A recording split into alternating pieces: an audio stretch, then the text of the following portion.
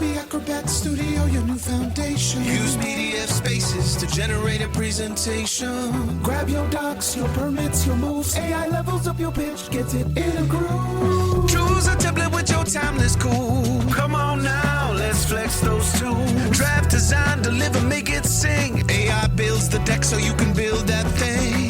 Do that, do that, do that with Acrobat. Learn more at adobe.com/do-that-with-Acrobat. Before we jump in, let's be real. This podcast contains jokes, laughter, and a whole lot of real talk. Yes, we cover serious crimes. Yes, we add a little humor, but never, and I mean never, at the expense of the victims or their families. If you're sensitive, easily offended, or the type to clutch your pearls every time someone laughs during a true crime story, this may not be the podcast for you. But if you like your true crime with a little bit of spice, a lot of honesty, and just enough petty to keep it fun, welcome to Melanin Mysteries, baby. Let's get into it. Welcome back to another episode of Melanin Mysteries, where we serve up a crazy case of true crime and all facts, but we definitely talk our shit along the way. Now, if you're looking for something dry, quiet, and unseasoned, go to one of your white coworkers' house and ask for their turkey. This is not that podcast for you, and that's okay. But to our cousins, our day ones, what's good? How was your week? How the little bad-ass kids and them? Just asking. Everybody acting all right? Y'all still got somebody in y'all family group chat acting like a fool? You know we gotta ask because we family. Sit tight because y'all already know we bringing another week of straight foolery. And this one, woo-wee!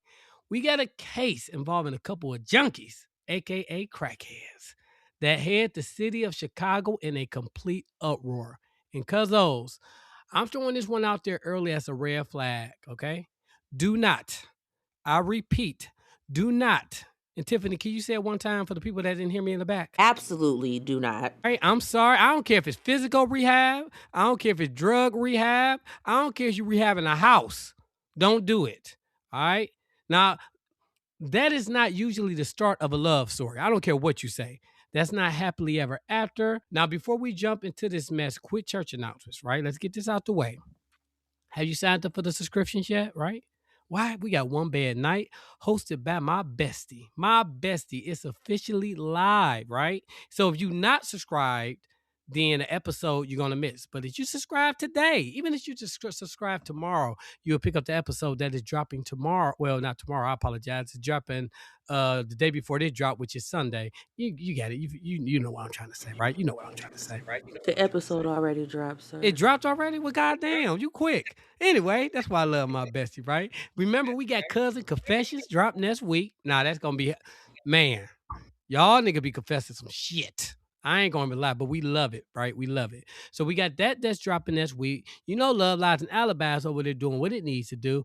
And it is so much more waiting for you. Like, we got so much shit that we about to be dropping for y'all, man. This is about to be good, right? So thank you to everyone who has left us a review wherever you listen. And if you haven't, go ahead and show us some love. 5 stars only. That's all we request, right?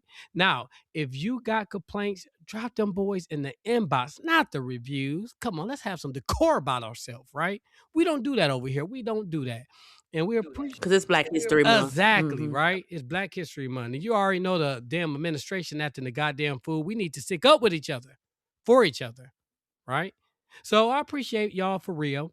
And as always, melaninmystery.com is where you can find merch, requests, ad space, or if you just want to support your favorite cousins, you can always leave us a tip, right? Now let's go ahead and get into this case because cousins, I'm pretty sure y'all are not ready. So I am your host, Willie. And I'm your co-host, Tiffany. Let's get it.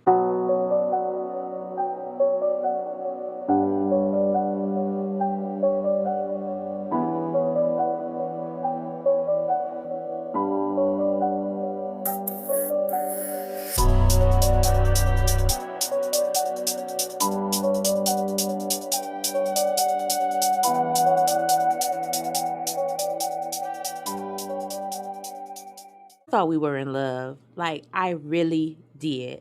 I thought God had finally looked down on me and said, all right, she suffered enough.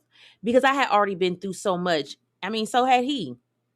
We were just two broken people trying to stitch ourselves back together with shaky hands, trying to heal through the trauma and the pain the only way we knew how. side by side. I was finally back on track, or at least I thought I was. Drugs are supposed to be in my past. And I told myself I had finally gotten that monkey off my back for good. And I told myself the worst was behind me. But I was down bad, y'all. Like, real bad. Like the kind of bad you don't even recognize the person staring back at you in the mirror bad. The kind of bad where you just surviving, not living. And in my darkest hour, that's when I met him. And he felt like everything I needed. He wasn't perfect, he had his own demons, but who don't?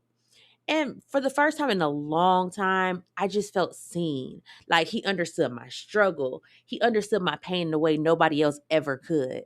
He didn't look at me like I was just my mistakes. He looked at me like I was still worth something. We became friends first because, in rehab, all you got is time. Time to talk, time to confess, time to dream about who you might be when you finally walk out those doors. And somewhere in all that talking and all that brokenness, I convinced myself that this was more than coincidence. I convinced myself that this was fate. And I told myself, when we get out, that's when our real love story is going to start. That's when we finally get our fresh beginning. And that's when the fairy tale finally kicks in.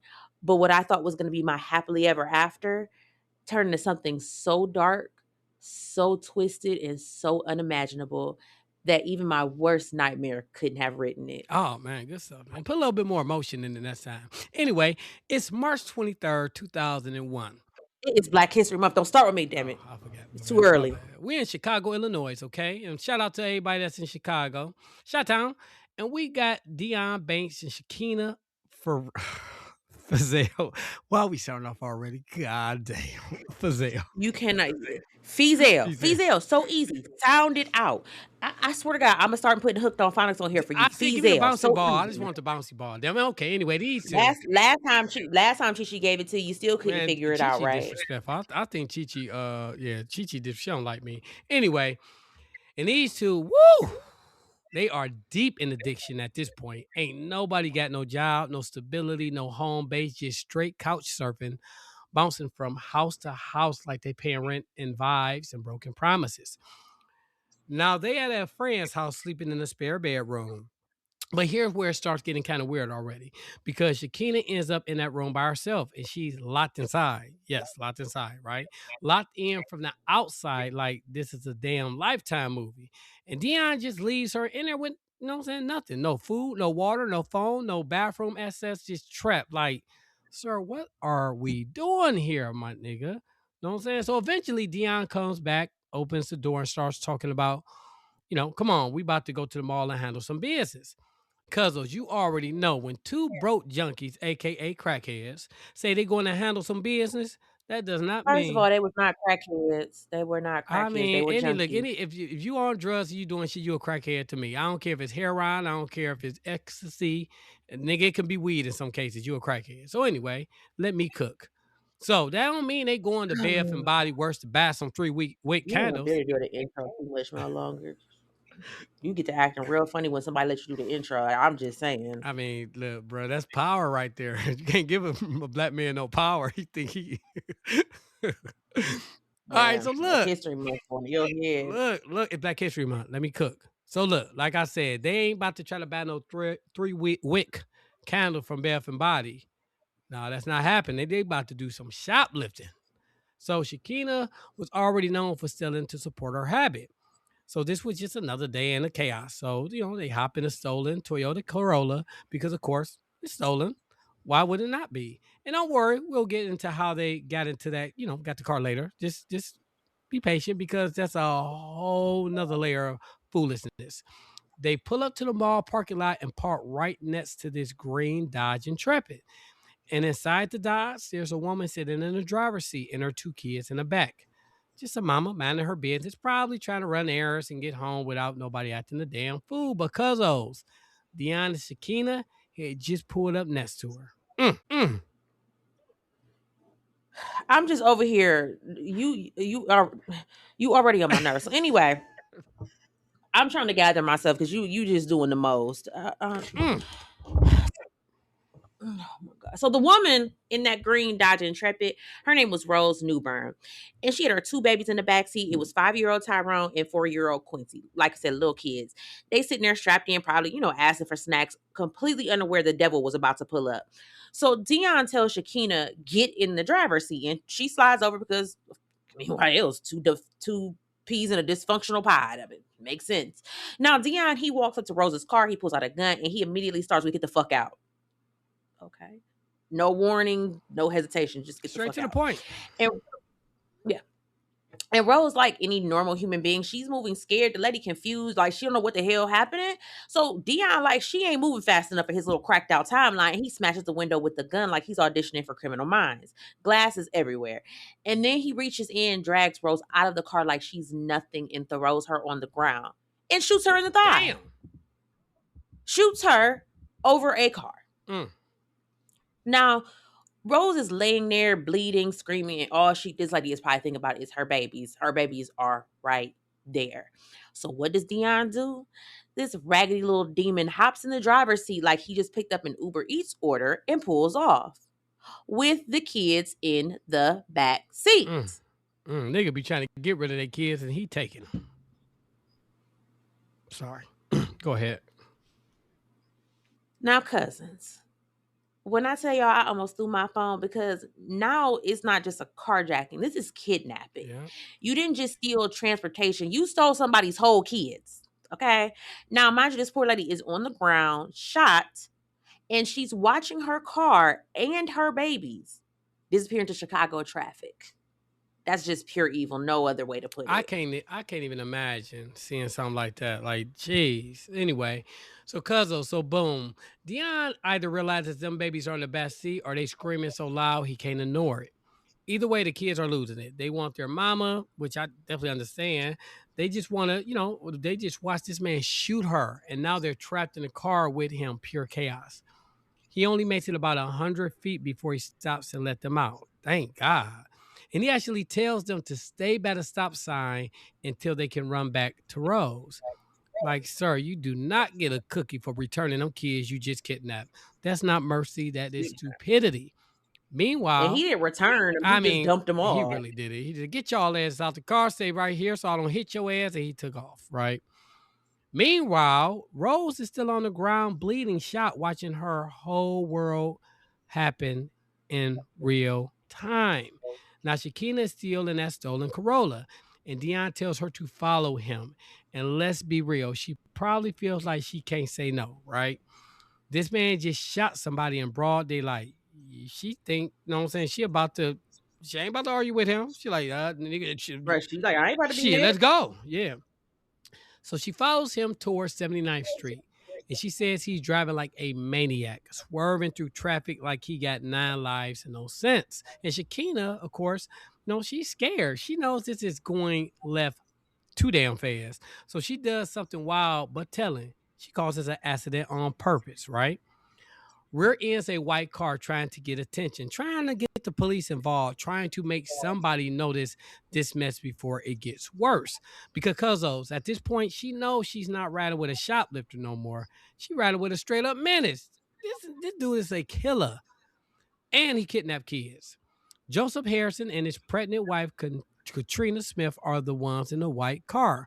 Shakina rear-ended, right? So Joseph already clocked Dion speeding past before the crash even happened, so he knows something ain't right. You know what I'm saying? He gets out to check the damage, trying to talk to Shakina, but she won't roll down her window. You know what I'm saying? She ain't answering. She ain't doing shit. She just sitting there like she a hostage or something, right? Then here comes Dion, throwing it in reverse like a lunatic, flying back to the crash scene, weaving through traffic. He jumps out yelling, "What the F is going on?" Loud, angry, crazy, just looking stupid, acting like he's not the one who started all this chaos. Joseph ignores him and keeps trying to deal with Shakina. So Dion tells her, drive off and take off. And of course, she takes off again. And Joseph, for reasons I would never understand, decides he's about to play superhero and follow them. But maybe, just maybe, he like, I'm trying to get some insurance information. You know what I'm saying? So I have seen many video where people actually, follow the person that hit them. So, Me personally, I ain't For doing it. what reason? I mean, maybe like I said, it's a principle, I guess. I don't know. I'm not doing it though. So now it's a full-blown car chase down the street. Joseph pulls up next to Shakina, yelling at her. Dion is on the other side, and Shakina is stuck in the middle, shouting over to Dion what Joseph is saying while Dion keeps driving like a menace. Just take a second and visualize. Just think about that scene. All right, 3 lanes. She's in the middle, both her windows down. He's yelling, "Bitch, pull over!" She turned over to Dion. He telling me to pull over. He yelling back, "No, bitch, keep driving." She turned back to the white dude like, "I gotta keep driving." I'm telling you, this shit is just a freaking mess. Yes, it is so crazy, man. So it's Kaylee Cuoco and Sam Claflin star in the MGM Plus original series, Vanished. When the man Alice loves disappears on a train to the south of France, every romantic memory becomes evidence. Every intimate detail, a potential threat. She thought she knew everything about him, but she may not even know his real name. New episode Sunday on MGM Plus. Finding the truth is a dangerous affair. just those 3 cars, traffic everywhere, everybody screaming. They all cross the line, driving like maniacs. A whole traveling circus of stupidity. Oh my God. I don't know. Every time I think about that, that's hilarious. Like, I'm just like, when I was like picturing it, I was like, this is just stupid. Like you said, that's exactly how I pictured it, how you said it. And so anyway, Joseph says Dion basically tells him to shut the fuck up and drives off when the light turns green. Tell him, okay, hold on one second. Excuse me. He told me to tell you, shut the fuck up. Okay, he said that. All right, okay. And so Shakina drives off, and Joseph, that man is still following them. Hey, I'm sorry. I don't care. I ain't see it. I couldn't find it nowhere, but this man had to be white. Man, I'm without sorry. a doubt. And look, to my white listeners, I love y'all. I really do, because y'all vibe with it. But man, sometimes y'all uncles and aunties be tripping, man. They do. Because it was. You know when nigga be like, man, shit, they doing too much. I'm cool.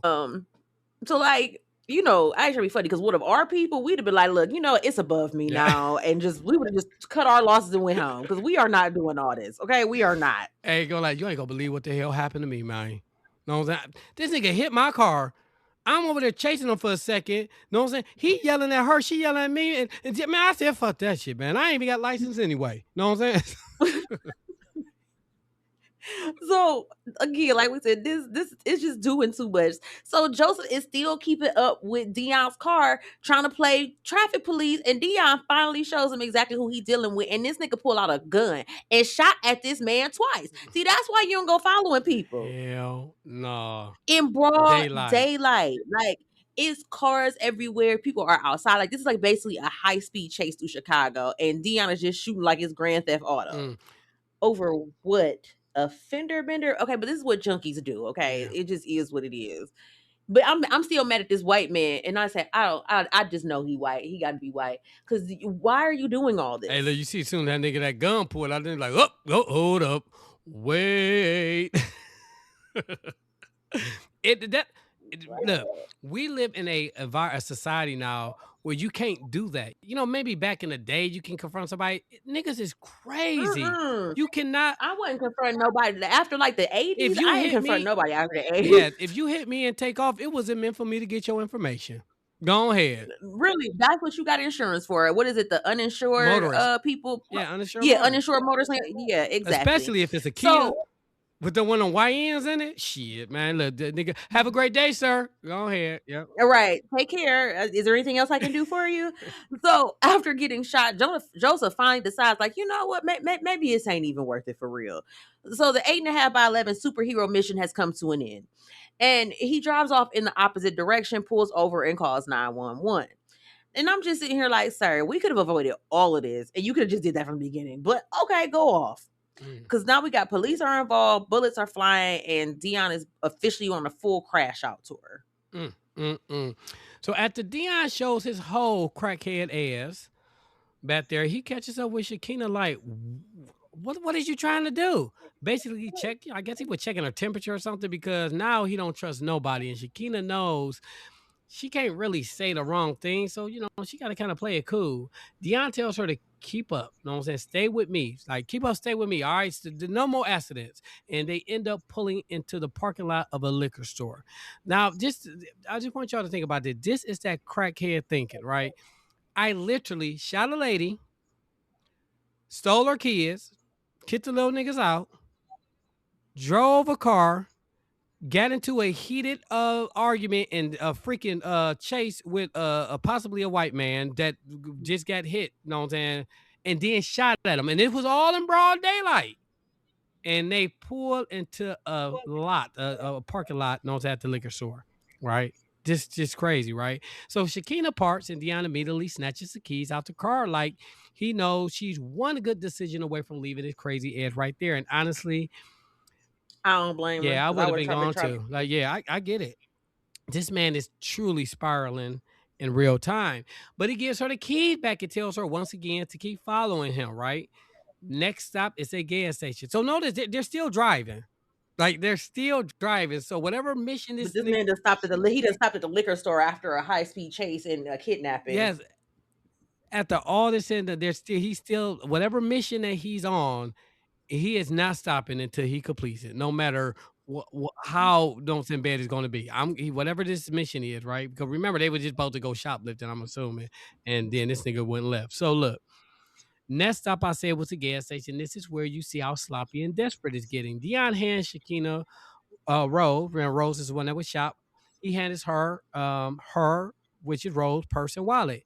He tells her to use Rose's credit card to pay for gas. Like, sir, you just shot this woman, stole her car, kidnapped her kids, and now you're trying to fill up with her Visa. So Shakina, of course, she like, I don't want no smoke. She gonna do it. She swipes the card and declined. You done fucked around and robbed a broke motherfucker.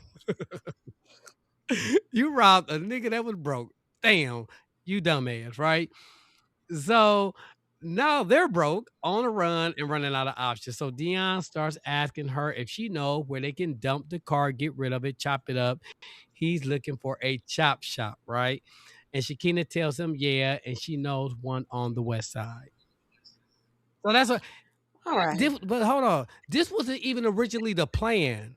Like the plan wasn't even originally to take it to the chop shop. It just now they broke because they thought that they were gonna have some money. Now they're taking it. Again, this is junkie behavior, straight Junkie up junkie behavior. They behavior. don't. And they're probably in withdrawal. So yeah, we're in a whole freaking mess. So we're gonna pause for a second because we didn't already watch the situation go from zero to demon time. And before we keep going, we need to talk about who Shakina Feazell actually was. Because Shakina did not just wake up one day and decide, let me go ruin my life in Chicago traffic. Okay, that's usually not how it starts. Now, Shakina Feazell was born January 21st, 1979, right in Chicago, Illinois. Now, her mama's name was Shirley Smith. Couldn't find much about her father, but what I did find is that Shakina grew up in a really religious household. Like, when I say religious, I mean church wasn't just something they did on Sundays. It was their whole lifestyle. Bible study, choir rehearsal, the whole night. Like, they said they was in church every day of the week. She had two sisters. One was Yolanda, and the other one isn't mentioned in the records. But everybody who knew Shakina back then said the same thing. She was smart, outspoken, and she had something going for herself. Like, she wasn't some lost cause. She sang in the choir and not just like humming in the background. She was a lead singer. Baby had a voice, presence, had potential. But y'all don't have to about potential. But you know how it goes. Mhm. Sometimes when you grow up with your life wrapped up tight in rules and expectations, you start wanting to know who you are outside of all of that. Outside of church, outside of being the good girl, you just want to breathe. So she starts rebelling. And at first, it's like regular stuff, hanging out, just being young, running with the wrong crowd. And then somebody introduces her to liquor and then Mm. drugs. And it starts off real, light, real cute or whatever. It's just a little recreational, something just to take the edge off a little, just a little here and there until it ain't. Yeah. And before long, it turns into a full blown heroin Now I'm just addiction. saying, like, who just like I'm not. I don't. I, Yeah, I but you have see I have been what, trying to figure that out for like, years. literally, you see what heroin does to people. Like you see it. Why do people think that I can be like? Let me try because I think I can beat the odds. Like, nigga. I've never understood that. Like, now, like I said, again, back in the day, before we knew what things were, like, before the crack epidemic, but we know now. Why are y'all still crackheads? Yeah, please explain that. And where are people buying crack at? Because I need to find a supplier. Because I told you, I'm bringing it back. I told you, crack 2026. No, No. because these crackheads ain't like the other. These ain't like the old school Oh, crackheads. They yeah, that don't would be be the doing worst. that. Yeah, They lazy. yeah, Yeah, these new crackheads is lazy. these some privileged crackheads. Now that's right. That would be. Oh man, yeah, these some privileged crackheads. Yeah, you're right. Maybe that's a bad idea. And if you're new here, pay us no attention because somebody's gonna be like, "Oh my god, he said he's bringing crack back." It's a running joke. So anyway, now Shakina is deep in it, right? And like so many people battling addiction, she got to fund it, and she also had a son. I'm not really sure about the details of the who, what, why, when, and how, or exactly where the child was during all of this, but she was somebody's mama, which just adds another layer of the heartbreak because addiction does not care who you are or who needs you. So Shakina starts doing what she can to survive and feed that habit. She was a booster. Like I said, this is 2001. Before that, this was the end of the 90s, 2000. So she doing what she doing, shoplifting, stealing, hustling. And look, people said she was good at it. Like they said she had skills, she was quick with it. It was just, all being poured into the wrong thing. But by her early 20s, like she was just tired, burnt out, done. Like she knew this life wasn't sustainable and she wanted out. Yeah. So by 2000, she enrolls in rehab. She's just trying to get clean, trying to turn her life around, trying to find her way back to herself. Man, I could not imagine going through those withdrawals. I was watching Ray the other week when he was going through them withdrawals. Like, oh my God. Man, yeah, they say heroin Heroin is the yeah, worst because one. I guess because it's they say it's a physical. I don't know. It's a physical drug. You know what I'm saying? So your body Mm-hmm. needs it. It ain't like weed or crack. Like your body needs it. So when you go through them withdrawals, they say that shit is bad. But then the crazy part is the shit that they help you with the withdrawals. People get hooked on that. I forgot what it's called. Yeah, they get Mm-hmm. hooked on that. Suboxone. No, it's another name though. And Suboxone, there's methadone. I used to work for a Methadone. pain management doctor, and we had patients that he would subscribe Oh, that did I to. But tell shoot, you? I mean, that's I'm sorry, I'm rude, cut you off, but this is worth it. Did I tell you the time that I was did I tell you the time that when I was on probation? Yes, I was on probation. And you had to take a urine, you had to take a pee test, man. I took one and then my probation officer called me like, "Hey, yeah, you gotta come in because you failed." I'm like, failed the pee? What are you talking about? They say you had sabots and whatever that stuff you just said. And I'm like, what the hell is that? Like I had to look it up because I didn't know. I'm like, what is that? They're like, I don't even know what that is. They say it's something that they give you for heroin. Then he like, you know what? Let me call you back. And like he did not call me back. And then a week later, he ended up calling me saying that they messed up my my thingamajiggies with somebody else. I'm like, what is about it? Oh man, I wow. was so that whole week, man. I was I'm like, man, they're gonna try to play me and somebody else to jail. But all right, go ahead. Yeah, so Suboxone is we had a few patients when I worked in the pain management office who was on it, but it's like it basically makes no sense because eventually you have to wean yourself off of that too. So it's like you still gonna end up going through withdrawals. You're just delaying it. Yeah, And I guess it's like yeah. not as dangerous, but whatever. So they said this was supposed to be her fresh start, her redemption story. Okay, so now let's go ahead and talk about this little demon Dion. Mm, Because y'all, this is not a man who just woke up in one day and just decided to crash out. Now, Dion's story is one of those where you read it and you like, oh, okay, this is a disaster loading from the beginning. So Dion Banks was born February 15th, 1962, also in Chicago. And right off the bat, if you haven't noticed, there was a big age gap between him and Shakina because this is not some young boy making dumb choices. This is a grown man with a long and ugly history. Now, his parents were Gwendolyn and Austin Banks. And unlike Shakina, who had church structure, at least some kind of foundation, Dion's upbringing was just straight up chaos. Like he had a sister named Jermaine, and everything about their childhood sounds unstable and violent. Now, Austin Banks, they said he drank like he was a drunk, like a mean drunk. And they was like, you just really never know what version of him you was gonna get. Like one day he might be calm, the next day he is the devil.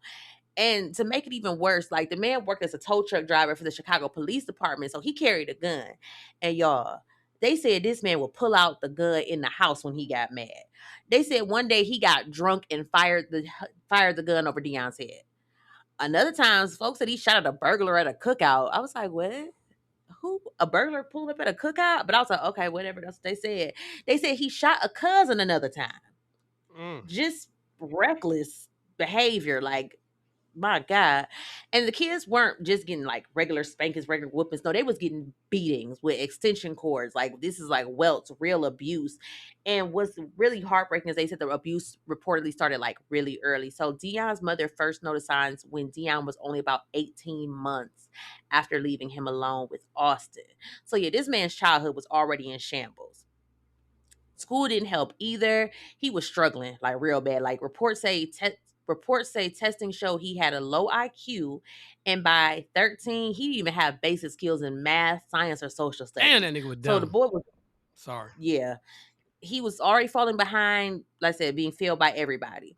By 15, he learns that he's actually a product of rape. So Austin wasn't even his biological father. And I'm thinking maybe that's where the abuse came in, because, he like, this ain't even my kid, so I don't care. I don't know. So imagine being terrorized your whole life by this violent, demonic alcoholic, and then finding out he's not even your real That father. shit, Like, that'll really mess man. anybody Yeah, up. that gave me every inkling and right to beat your ass.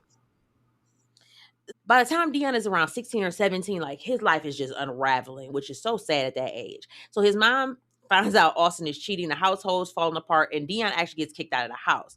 So he ends up dropping out of school. He joins a gang. He starts selling drugs.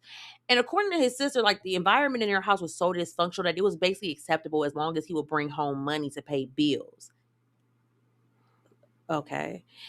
And here's the part that really hits me. By the time Dion is put out, he's already, they said, a full blown addict by 16. Damn.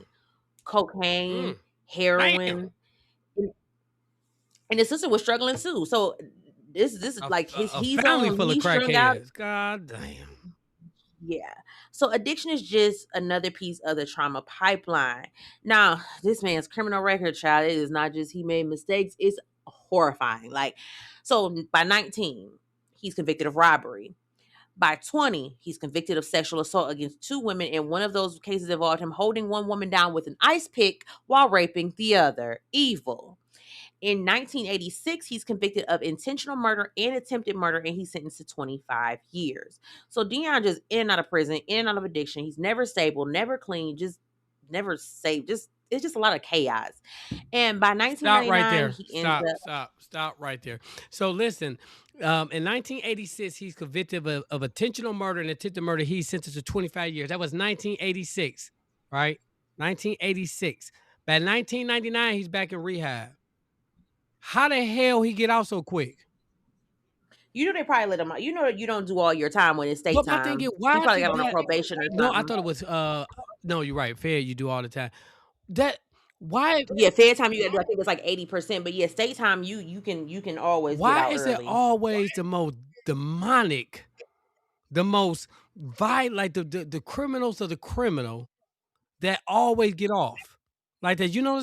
I was just saying it to Renee yesterday. I was like, I was listening to her case, and I'm like, they just let these people out, and they're the worst of the worst, and they just keep letting them out. Like, I don't understand.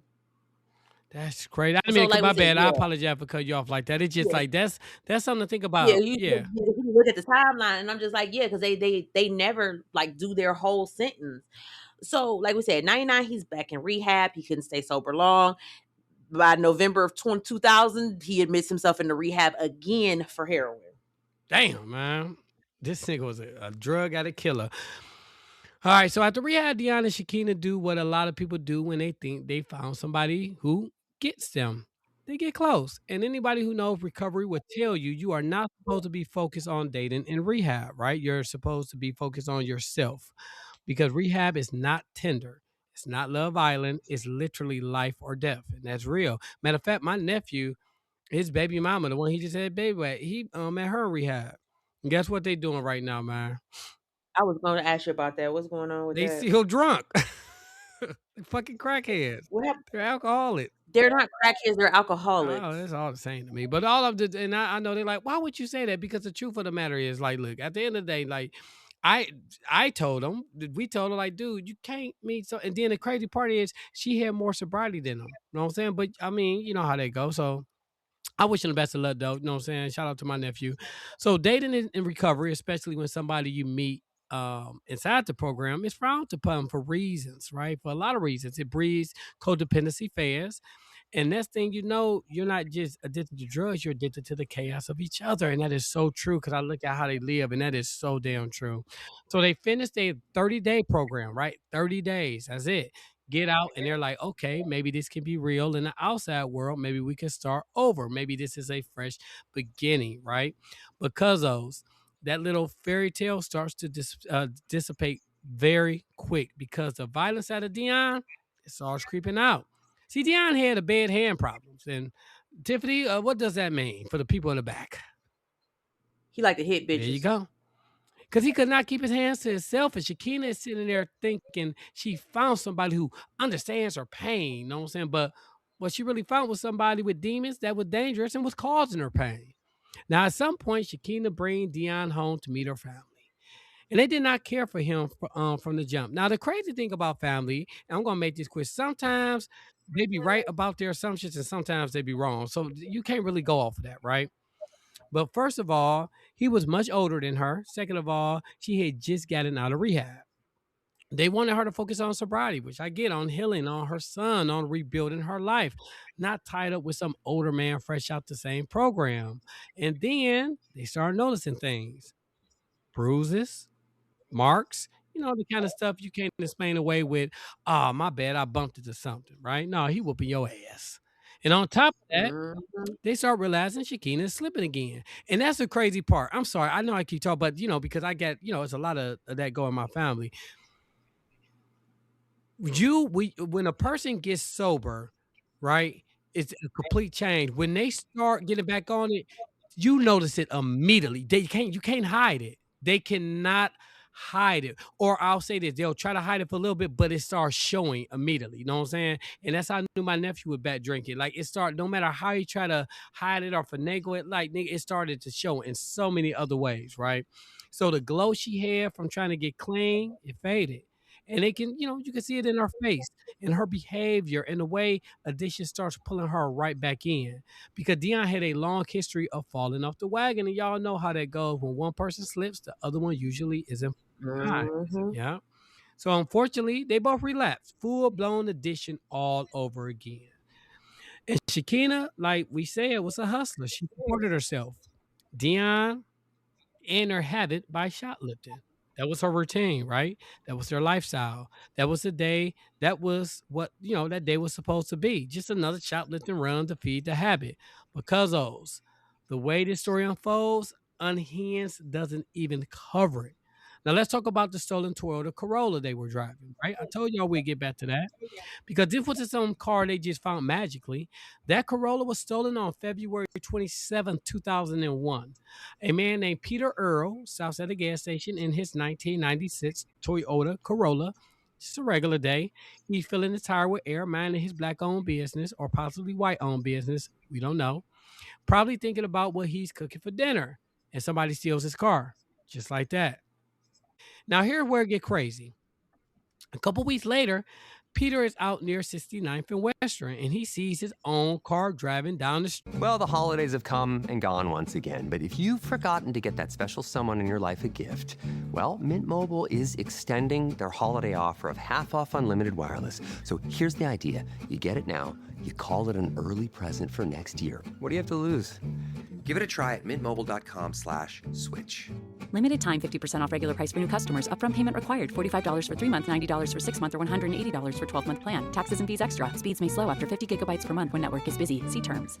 Street. Imagine that. You get a stolen car and you see it and it's just casually rolling by like it pays bills. He said, like, you like to sell my shit? I know you. I know you lie. Nigga, I know you lie. He said it was being driven by a black man with an afro. Damn. Mid-30s.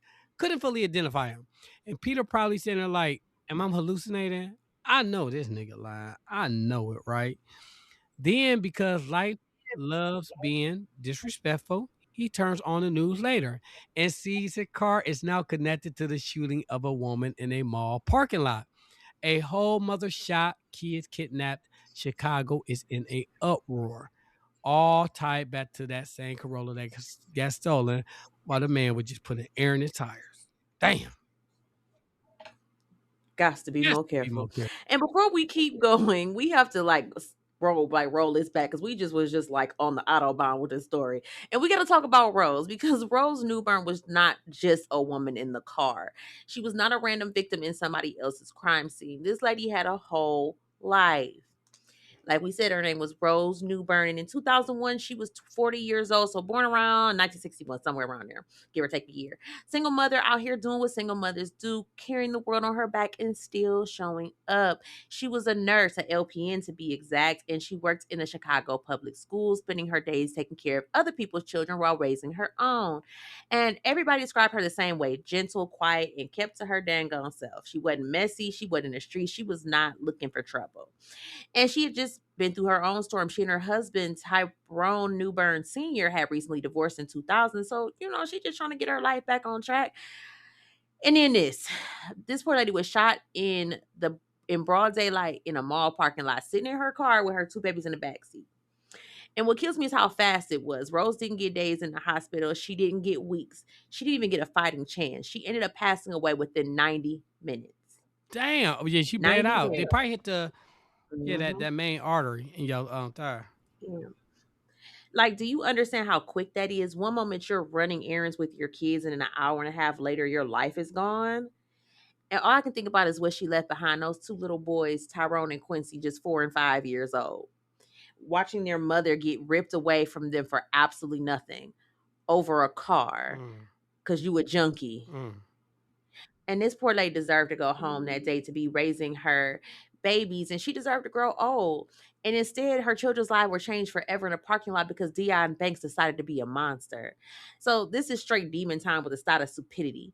So while Dion and Shakina are out here doing the most, Rose Newburn was rushed to the hospital. And like we said, sadly, she didn't make it because she had lost too much blood and passed away from that gunshot wound.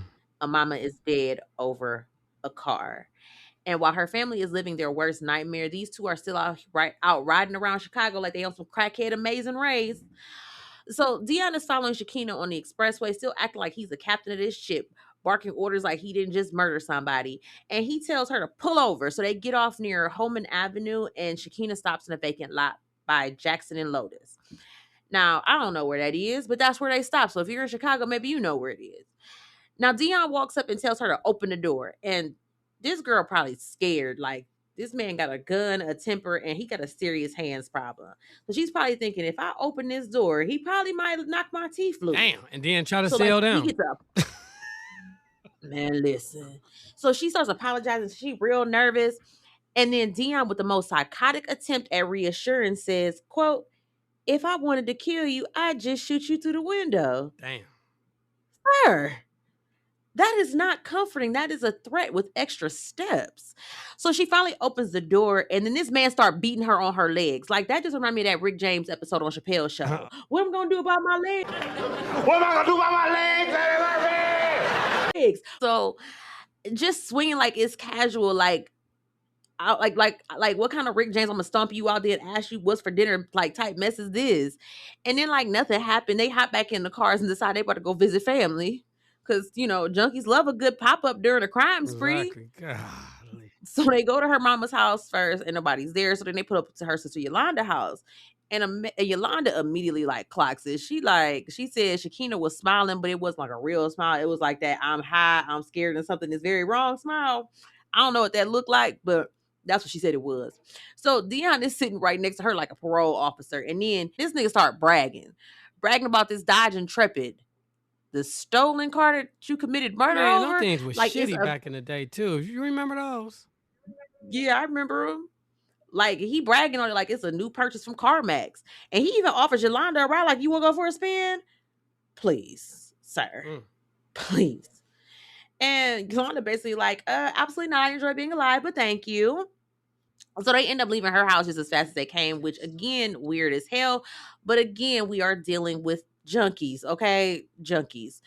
Next stop, a White Castle parking lot. Because, of course, it's White Castle. I mean, nothing good ever starts at White Castle after midnight, but hey. And Dion is out here trying to sell Rose Newburn's cell phone and camera like he's running a criminal flea market out the trunk. This is sloppy, desperate, junkie behavior 101. But here's a kicker. He can't sell it. And now he mad. So he's spiraling. And he's demanding, and he turns to Shakina like, take me to the chop shop, bitch. So Shakina tell Dion the chop shop is on Lake Street, but she's not trying to get to no damn chop shop. She's trying to get away from him before she ends up dead also. So she does the only thing she could think of to force the world to notice. She crashes the Corolla straight into two parked cars in front of the Garfield Park field house. And I'm talking about she did it hard too. So hard, one of the cars flips over, airbags pop, whole street stops. That was not an accident. That was a distress signal, right? And I ain't mad at her for that shit. You know what I'm saying? Like, I ain't mad at her. Shakina crawls out of the car and lays out on the pavement like somebody come help me before this man finishes the job. She's not seriously hurt, just a busted lip and a knot on her head, but she knows if she can look helpless long enough, maybe police will show up. A man named Steve Kelly runs over being a normal, decent person, like, ma'am, are you okay? He calls 911 immediately. And here comes Dion, raggedy ass pulling up. Steve tells him, I called an ambulance, help is coming. Dion snaps, get the F away from her. Because Dion doesn't want help. Dion wants control. Shakina is saying no, trying to stay down, trying to let the ambulance get there. Dion doesn't care. He grabs her up anyway like she's luggage, not a human. Then he has the nerve to ask Steve for the hospital address. Nigga, stop. You know damn well You know good well you ain't you going to know the damn dang well you ain't hospital. taking her to no hospital. He shoves her into the stolen Intrepid and peels off. And Steve is standing there probably realizing, oh, this is not a boyfriend. This is a kidnapping in real life. And Dion is still driving the circus. Now, if you wait, you know the one thing that wasn't said? That nigga didn't follow him. And did not.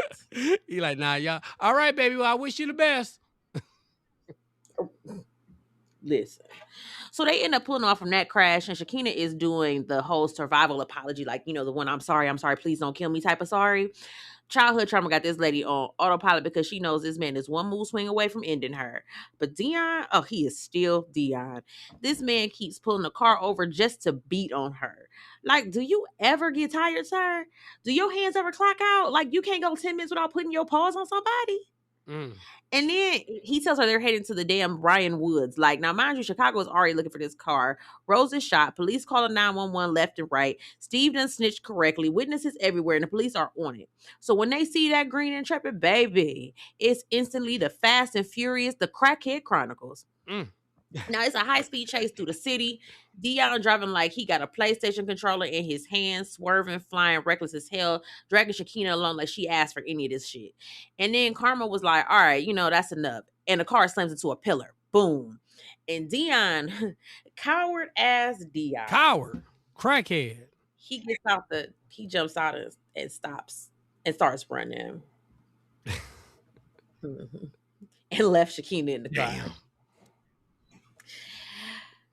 Oh my God. Like, sir, you was real tough shooting women and terrorizing everybody, but now you want to do track and field? You going through all that to make sure she stay by your side, picking her up while she on the ground, all that for you just to up and leave her. Bad bitch. Right. Like, these people are so, like, this is just like junkie foolery, right? So he didn't get far, y'all. He did not get far. It lasted like, and usually crackhead. Well, he wasn't a crackhead, so maybe that was the problem because heroin make you sleepy. Yeah. And he was probably going through withdrawal, so he was probably weak. So yeah, he ain't make it far. So they go ahead and scoop him up. And Shakina, she was just like, finally, it's over. Just go ahead and take me. She was just like, just take me to the king. I am done. And she was like, she looked like somebody who had been trying to tap out for hours. She had. But anyway, please don't know that they just went ahead and arrested her on the spot, right? Because once you're in the car with the devil, honey, you are going down with the ride. Amen to that, bro. Like, so they finally get picked up March 24th around 6 p.m. And honestly, about goddamn time, let's be honest, right? Because Dion had been out here doing a full Chicago crash out tour like he had a season pass, right? Now, police don't even talk to him right away because you can't interrogate somebody while they're in full withdrawal. Junkies coming down ain't thinking straight. They sweating, shaking, seeing demons. It's not giving a reliable witness, yes. So they let him sit, marinate, dry out a little. They don't interview Dion until March 26th.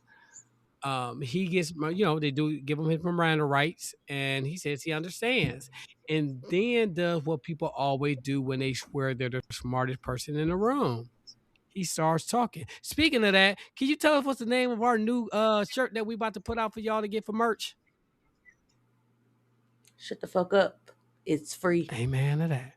Cousins, what did we learn? Stop talking without your lawyer. Shut up. But Dion couldn't help himself. Mouth just got to flapping. So he tell police, yeah, he met Shakina in rehab. They've been getting money by shoplifting. He admits they went to Forest City Mall and he bought his revolver with him.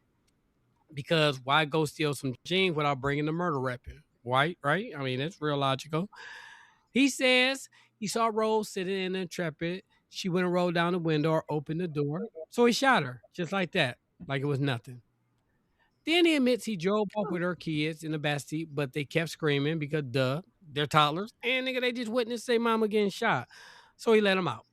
Like, you know what I'm saying? Like, he's saying it like he wants a metaphor. Like, forget everything I said, but forget everything I just did. I mean, I shot the mama, but I did let the little kids out. You know what I'm saying?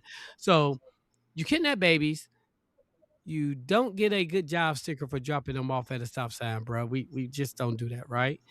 We don't hug killers and we don't give them stickers either, okay? He keeps talking about how they drove off, how Shakina wrecked the Corolla, how they tried to use Rose credit card for gas, declined. Broke Dusty and Evo, the worst combo. Then Dion suddenly doesn't want to talk about shooting at anybody else. Convenient. Then he hits them with the classic jailhouse Hallmark card. I'm sorry. I wanted to do the right thing. I trade places with the victim if I could. Nigga, please. The time you do the right thing was before you turned a mall parking lot into a crime scene. And that be killing me about that. Man, I wish I would. You had a choice, my brother. You made this decision. And then you tried to follow that bad boy all the way through, right? Mm-hmm. So prosecutors look at him like, yeah, no. They throw the whole book at him: kidnapping or robbery, aggravated vehicular hijacking, murder, attempted murder. Basically, every charge except being a damn menace. They set the bond at $750,000, and Dion, No, he he ain't so had happened it. to have $750,000. No, I'm joking with y'all. He didn't have that money, right? And Dion, of course, didn't have it. I mean, like, shit, the nigga barely had gas money. So he sits right where he belongs. All right, so next up is Shakina. And when they bring her in, her whole story is basically, I was scared. And I'm gonna be honest with you, I believe it.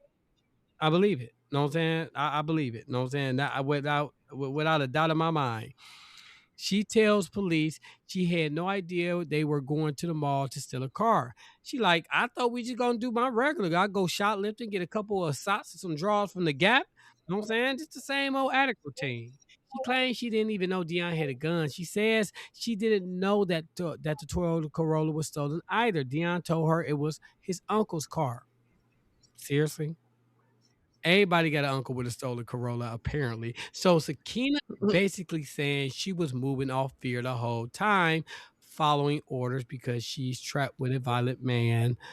Um, Already shown that he'll shoot somebody in broad daylight, and let's not forget, he put his hands on her on several occasions, right? But here's the part that'll make you roll your eyes. Dion throws her straight under the bus. No hesitation, no loyalty, nothing. He tell police she knew everything. She was in on it. She planned it. She did it too. That's foul. That is completely foul, bruh. Like oh my goodness. And that just tells you right there's no honor among thieves, and there's definitely no honor among junkies. None. Soon as the cuffs come off, everybody's singing like it's Sunday service. Now, when police first picked up Shakina, she even lied about who she was, tried to get him a fake identity, but baby fingerprints don't lie. They run her prints and the jig is up. Remember, she was currently in situations before, so they had it. Turns out she already had the arrest, like I said. So they knew exactly who she was. And just like that, Shakina gets hit with the same mountain of charges: kidnapping, armed robbery, vehicular hijacking, all of it. Bond set at $750,000. And just like Dion, she don't got it. She ain't got it. So now both of them are sitting in jail. The high is gone, the chaos is over, and reality has finally pulled up. All right, now, quick and dirty, because the courtroom part is always the snooze button. So, Shakina doesn't go to trial until around 2006, and the state brings in a bunch of witnesses, detectives, everybody. Shakina even testifies herself. I don't know, y'all. Mm, mm. These public defenders ain't doing their And job. they, So anyway, she admits they only get like 200, like, I think like $200 a day. Something crazy. no, it's not even it's not even that. It honestly depends on your case. Like when I was researching the case last week, like I was looking at, and they paid like the one got like $4,000 on a murder charge, and then another one was like he was only paid like 2,500. So they don't like they make like no money at all. None. Yeah, like no money. So obviously the state brings in a bunch of witnesses. She testifies herself. She admits she was a shoplifter, and she admits she had a drug problem. She even admitted that she lied about her name when she got arrested, because fingerprints will embarrass you every single time. I'm not sure why she got up there and said that. She could have just been quiet, but hey. So the prosecution's whole thing was like, girl, please stop acting surprised. You knew that Dion had that gun. They said that he slept with it under his pillow like a psycho teddy bear. So the jury go ahead, they just convict her. First degree murder, armed robbery, aggravated vehicular hijacking. They hit her with a heavy sentence. She was actually hit with 35 years. She appeals in 2007, saying the prosecutor was doing too much, calling her a junkie, a manipulator, pulling on the jury's emotions, bringing up Rose's kids and closing arguments.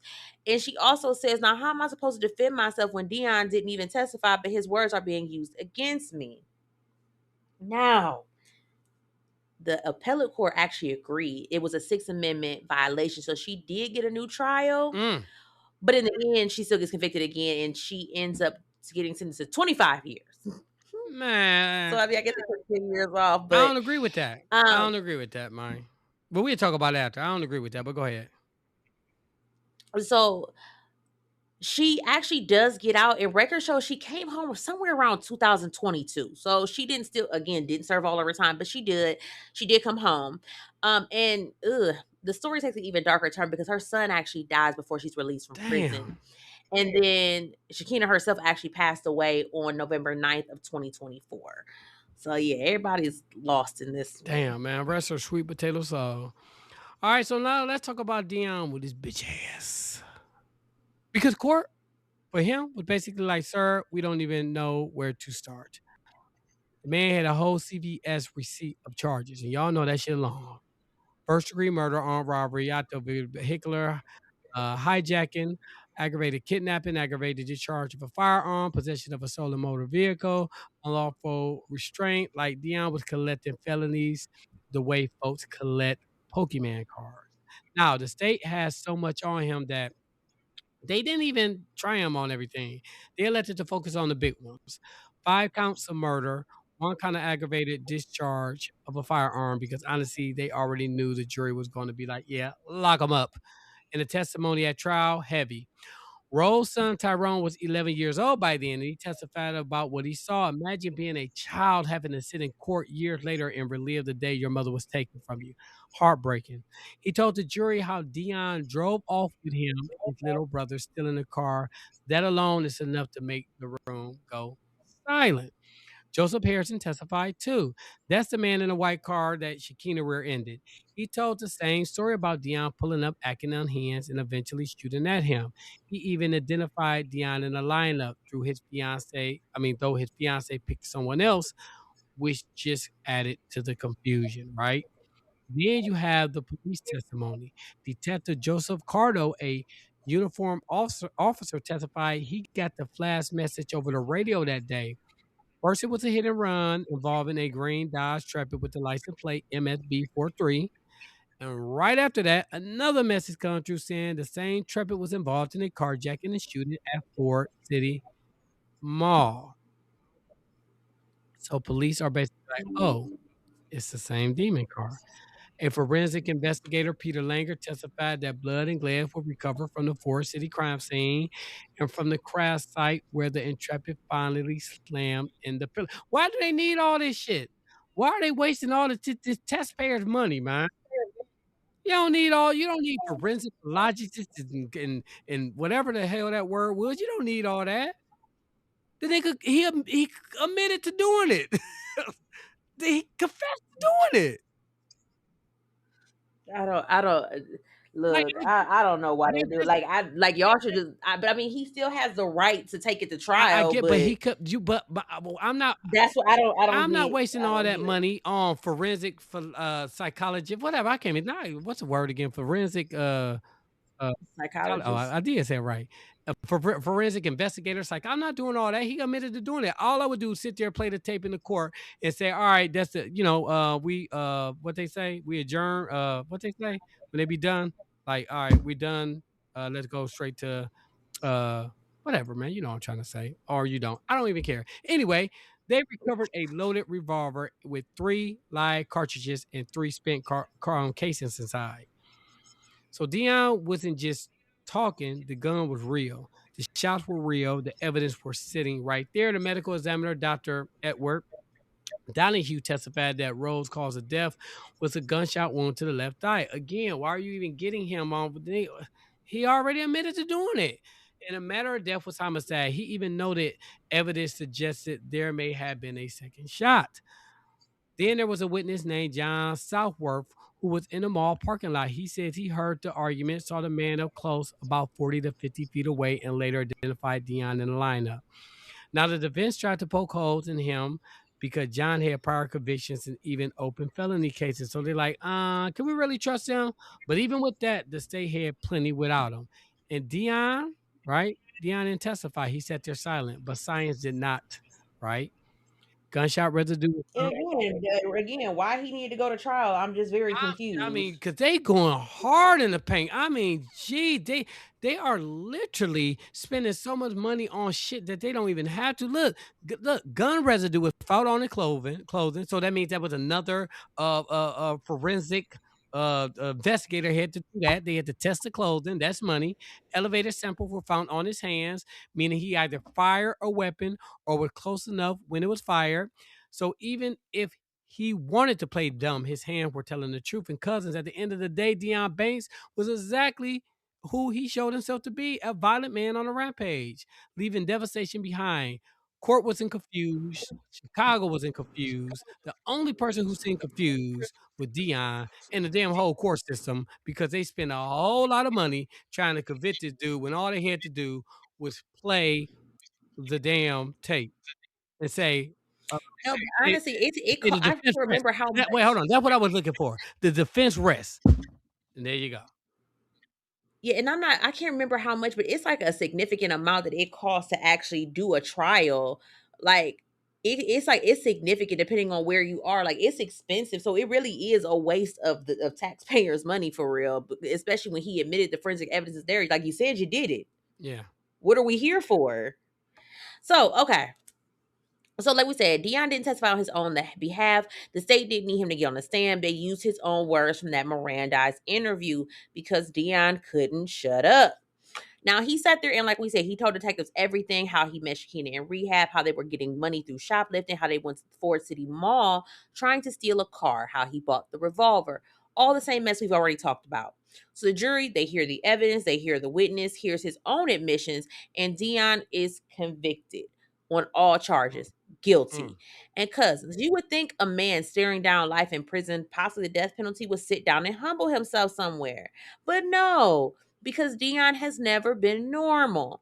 So during the trial, Dion becomes completely irate over something so stupid it's almost unbelievable. His 19-year-old niece is in the courtroom, and she gets taken into custody because she was using her phone camera to record part of the opening statement. And this man loses his freaking mind.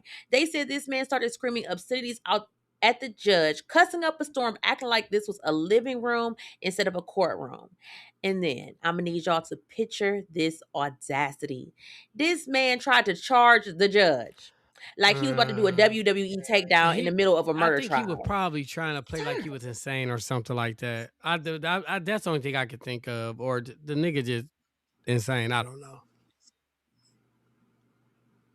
I'm tired of this man. Like, sir, I mean, but that's please. their fault. They wasted all that money. The trial should have been over in one day. There shouldn't even have been a Real trial. talk. There should not have even been a trial. So the deputies end up tackling him. The ADA helps restrain him, and this man, he didn't even he apparently didn't get no faster in prison. He didn't even make it behind the witness stand. So, sir, not only are you a murderer, you're doing courtroom gymnastics. Now you got extra charges because the judge, Joseph Kamiskiri, he is not moved.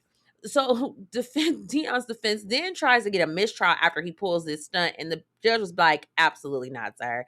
You don't get to act the fool and then reset the whole trial like this is a video game checkpoint." So after that, Dion is shackled for the rest of the court proceedings, fully restrained because he cannot control himself for 5 minutes. And his niece, she's held briefly, like let her release, but she was banned from returning to the trial.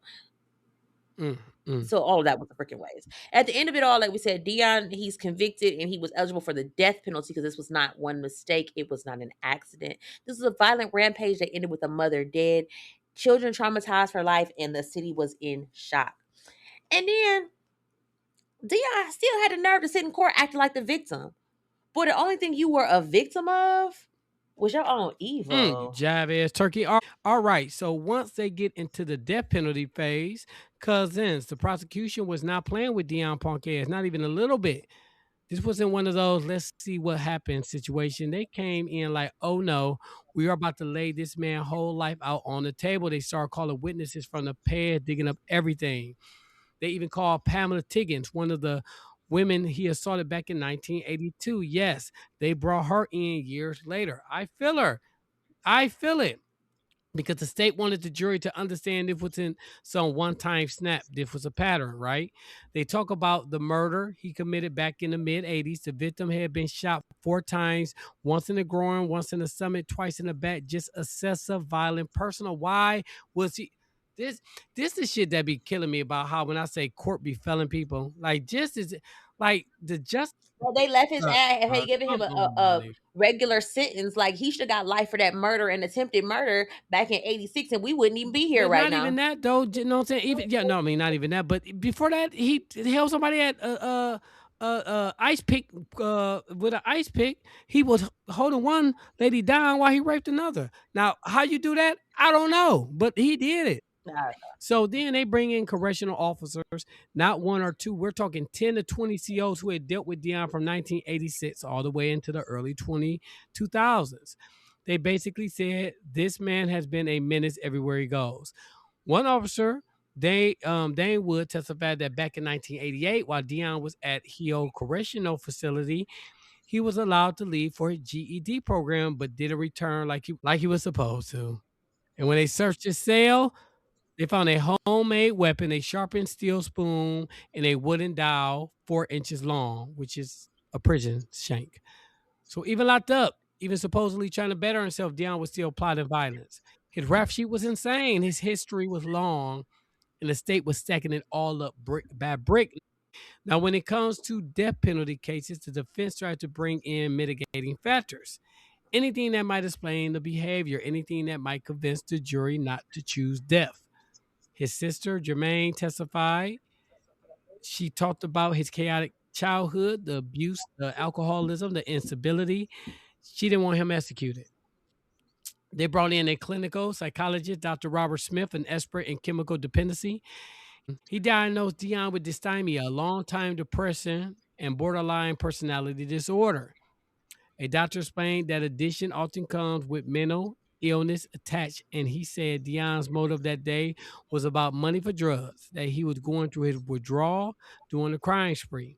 Because of the jury heard all of that, they heard the trauma, they heard the diagnosis, they heard the addiction, and they still looked at the facts. A mother shot in broad daylight, children kidnapped, a city terrorized, a lifetime of violence, and back up.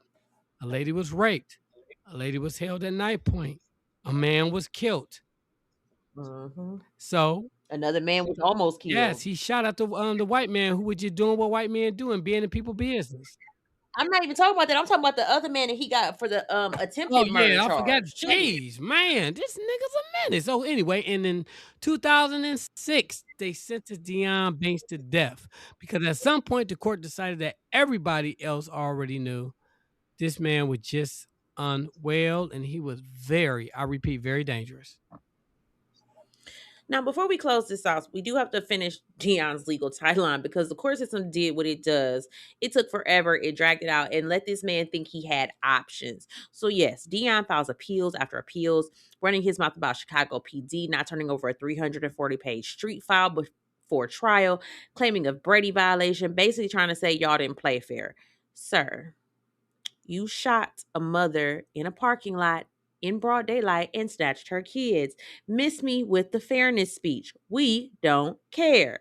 So courts looked at it, lawyers did their little lawyer Olympics, and by 2010, Dion's conviction and sentence were affirmed. He was staring down the death penalty.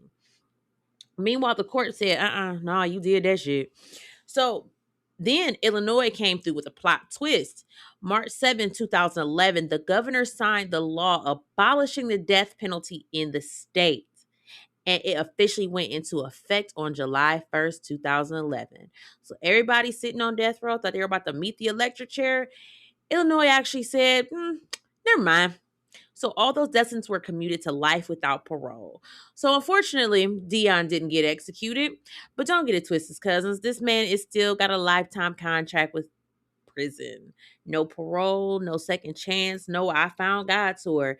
Just concrete cuffs and commissary. He probably still getting high. You know, they say it's easy to get drugs in jail.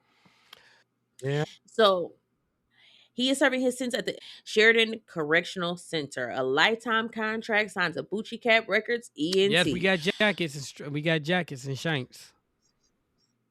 So the same man who thought he was out here running Chicago, maybe he is running laps in the yard, and that's it, maybe. And that's the end. Unfortunately, Rose Newburn never got to go home, and those babies never got their mother back. And Dion Banks, at least he'll never breathe free air again. And you know And what? Shakina, Oh, go ahead. I don't know what to say about her. I don't want to speak ill of the dead, but she gone. Damn. Upper room.